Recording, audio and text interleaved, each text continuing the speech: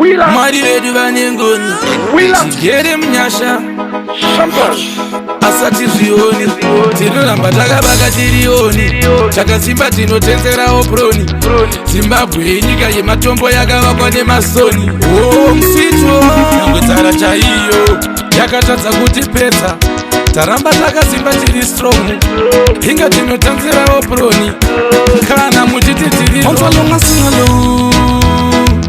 Jaja bless Zimbabwe to live low. Check out the orphan and the widow. Musasu tensere when them knock on your window. We got so much love for the people. Take care of the orphan and the widow. I gonna so much and the music. Kubika ngoni. Tino tende mzimenyika asititi ibati gomu. Tichiti kana mubegi akazotwa ngaite nyomu. Nekuti taramba takasimba tiri strong tichiti live long Zimbabwe is strong.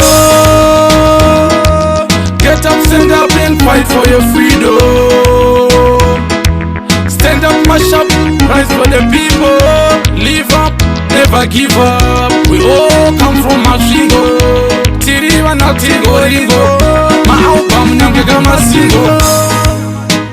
Awino ina vai vanoita zvisiko vekuti vanosimisana vegoti zviriko ndichiti ziva dzaunofamba nziri dzako ita uchichengetedza futi mwana wako takabva nako hakuna ipwa kumhunga tabvako ziva zvinhu zvako kana usingaremekedze ino nyika yako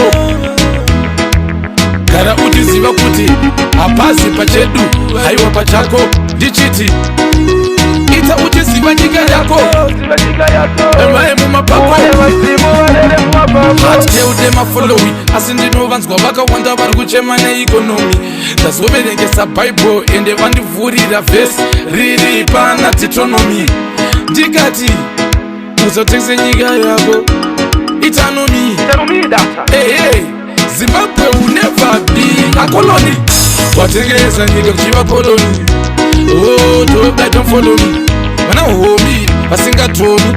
Bekuti vakayenda kuchoni. Vakatadza kuita strong, kutadza kuita ita carry on. Tadza kubelieve mune nyika ino yematombo. Aiwa nyika yemasoni. Where we come from. Welcome to my father's kingdom. Where we come from. I come from them kingdom. I come from a kingdom. You good, I eat questions. Babylon them think them got this strong. Yes, we upon. But fight we are go fight until done. Zimbabwe, I live low.